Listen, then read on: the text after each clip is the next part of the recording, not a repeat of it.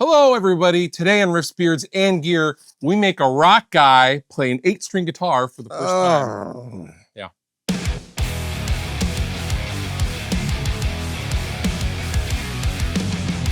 All right, so a few years ago, I made a video about my own journey playing an 8-string guitar for the first time, which wasn't so crazy because, you know, I do the chugs on the channel. I've always done the chugs on the channel. However, TM. Chugs on the channel. Chugs on the channel. However, Mike here, I would say, is kind of an old school rock guitar player, right? Your influences. I'm not all humble pie, you know. Well, but your influences are a 6-string Les Paul or Telly into a Marshall cranked up, right? Absolutely. Yet you are not playing Meshuggah.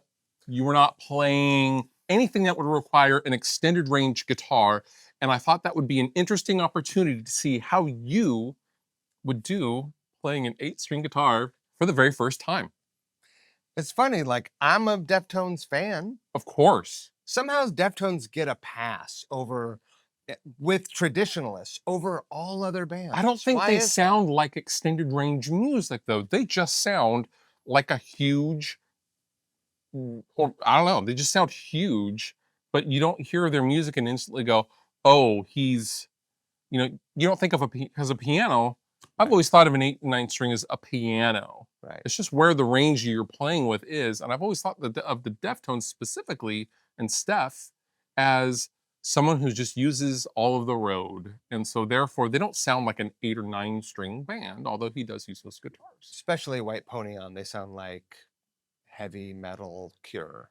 Sure. And he was using 7 strings on that album, and it was the ones going forward, I think, beginning with the self-titled, that you started to go to 8s and 9s. So heavy. So here's what we're gonna do. Mike has not played this 8-string. We're gonna get the 8-string out. We're gonna hand it to him. I have the quad cortex on the floor. We're gonna talk about the guitar, and then he's gonna give it a go in real time. Yeah, I can't wait to see how this goes. Real quick, I wanted to pause the video and point out that over 50% of the viewers on this or any other video on my channel are unsubscribed. And the best way to support what I'm doing here is to simply click that subscribe button, leaving a comment, or thumbs upping the video if you've liked what you've seen. So please consider subscribing to further support what I'm doing here on the channel. Back to the video.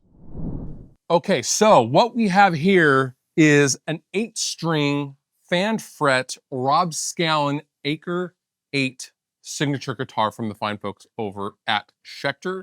This guitar is neck through construction.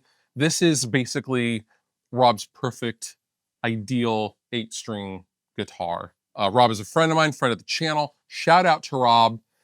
I have played this guitar. I set it up, I tuned it up before Mike came back from our lunch break, and this guitar rips. But it's also really, it's not just for metal, because being Rob, Rob loves the metal. However, he also loves the nice, clean, jangly, echoey guitar tones as well. But for your purposes, Mr. Squires, we are going to start with a boosted Marshall 800.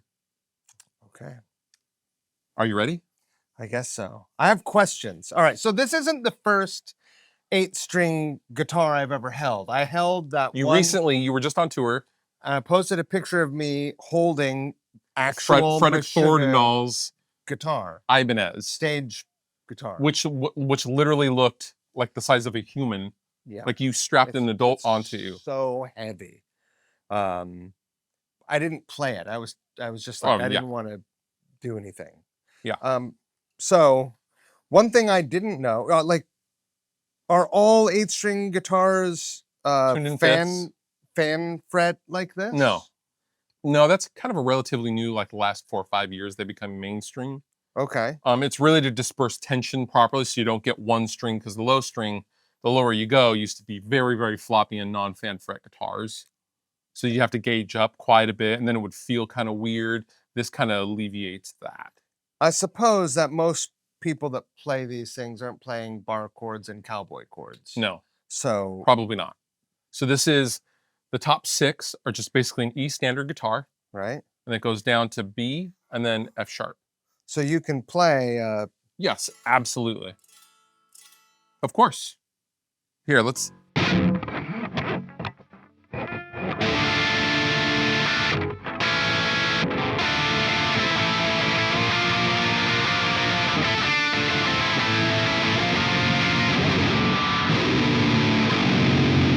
I don't know. That seems like that's what a guy would do. I don't know what a guy would do with this thing, but wow.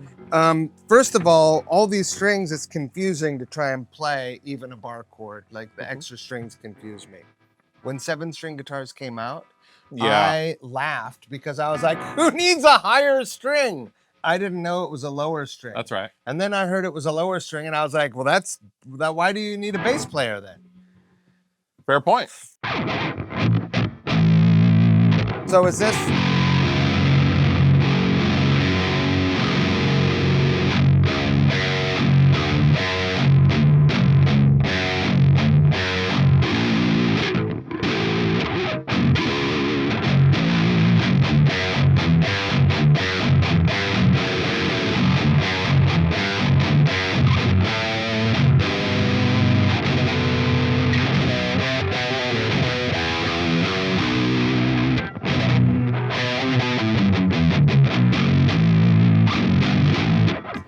This is weird. I would recommend don't pay attention to the fan fret, just kind of naturally, because you can let your wrist kind of relax in that way. There are certain things about it feel like I don't. Obviously, I'm just stumbling. Of around. course. I'm like pretty.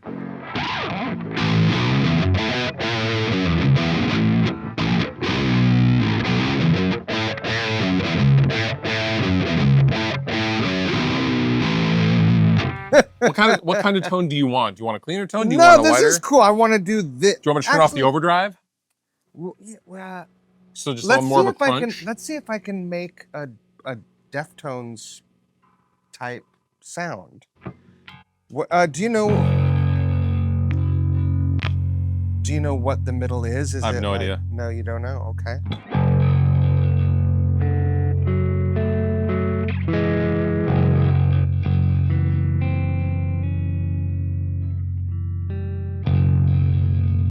Let's see. What if, I feel like people will automatically want to go to the low string. Right? That's what I think. Well, Okay. That's what I think of. But That's a technical term. is it? Yeah, try to keep up, folks. Yeah. Right now I have you on the clean tone with the delay and reverb. Let me ask you a question. Is there anything about the upper register strings that sounds different? Are there different tonal qualities because of the mass? You can get more texture.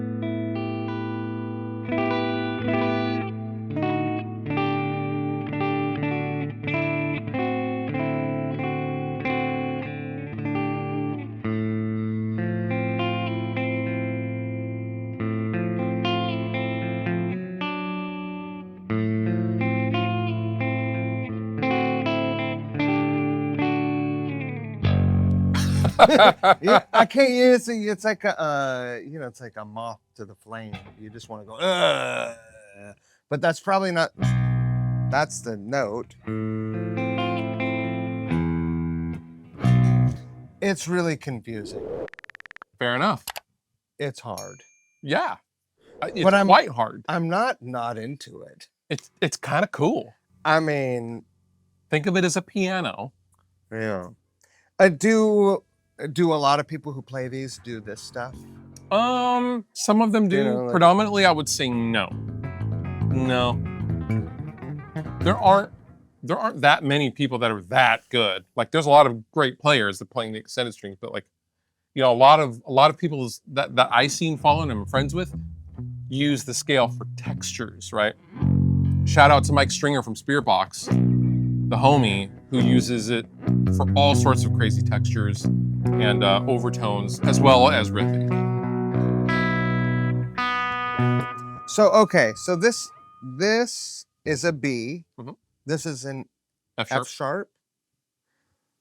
Okay, so.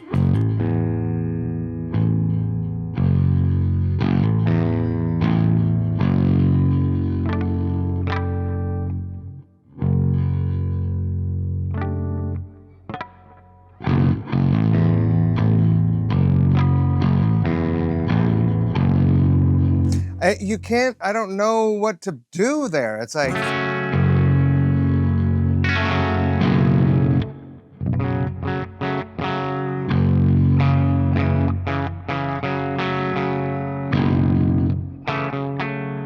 what did you do when you first picked it up?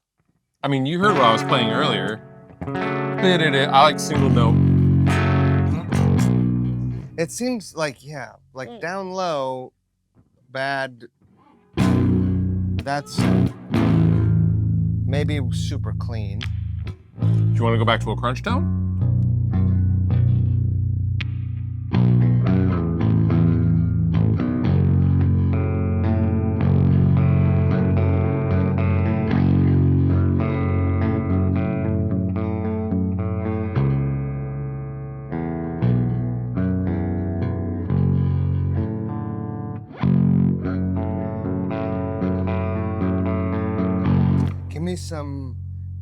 Give me some fluffiness, like Some wash? give me some reverb, you know.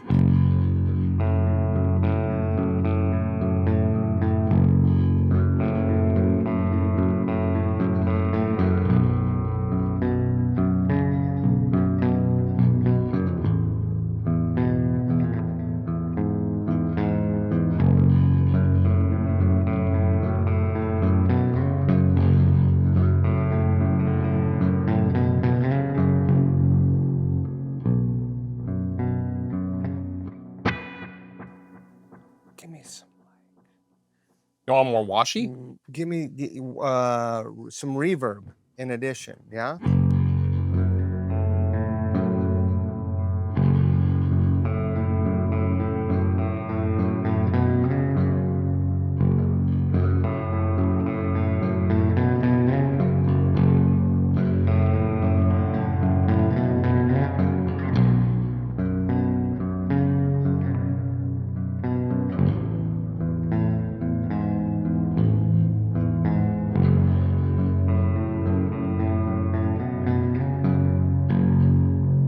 Sounds like a Cure song. It does sound like The Cure. Yeah. I Which makes guess. sense. You know, Yeah. baritone guy. What do you think? Yeah. Well, I mean, well, first of all, let me talk about all this stuff. Like, what a nice feeling guitar. Like, even though this is confusing, this landscape Sure. is confusing to me, playing it is unusually normal. I will say, The scale, like, I expected this whole fan fret thing to suck for me, but it doesn't feel weird. also, I will note that the neck on this guitar, you know, I'm assuming Rob had some input on neck shape, whatever. Sure. A lot of other 8 strings that I've played felt much wider and felt much more like a 2x4 than this does. This actually feels like a guitar neck, which I appreciate it for. Yeah. It's big. It is a giant sure. thing, but the finish feels really nice. This is a oil finish. I believe so. Yeah. And I like the matte black with the exposed grain. I don't know what that's called, but it's really nice. Very, It's very a cool guitar. beautiful guitar. Yeah. And it sounds good. I like that it's not a 5-way. There's no, oh, there is. So coil splitting, I assume it's I coil assume so. splitting and not some sort of other.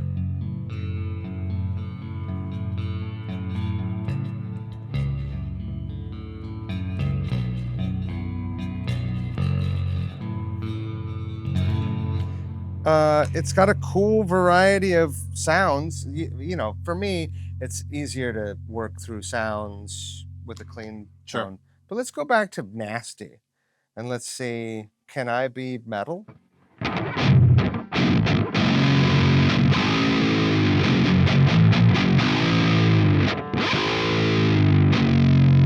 That feels good. It feels Right? good to do that. Isn't that fun?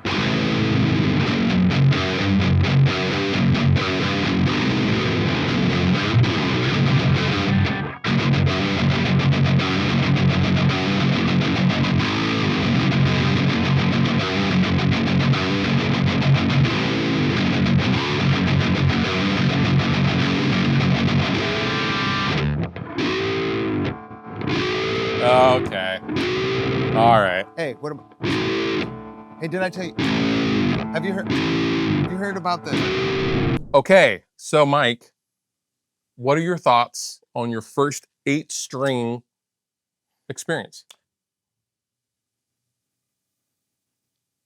Here's the deal. I remember, I remember the first time I rode a bicycle without training wheels. Sure. And I had ridden tricycles. And Yep. this feels like a bicycle without wheels compared to a tricycle. Not saying that a guitar, Of course. a standard guitar, is a tricycle, like it's, got training wheels or something, but they're similar form factors, but different beasts. So I feel like a ding-a-ling when I'm trying to play that thing, but I would love to have more time with it. I think it's like, I feel like I want to write a metal album all of a sudden. Yeah. It's pretty rad. Yeah. I'm Cool, not right? against it. Yeah. I'm for it all of a sudden. Okay. All right. You know what? What? Not the reaction I thought you would have. Really? No. You thought good. that I would be like, I throw hate this thing in the thing. trash. Yeah. I'm for it. Okay. All right. There you go. 8-string guitar, extended range, Rob Scallon signature model, and Mike Squires are a match made in heaven. Good job, Rob. Yeah. For more information on all things Schecter, we will link down below in the description. Thanks, Schecter, for participating in one of our fun little videos. And with that, I've been Fluff. I'm Mike. We'll see you next time.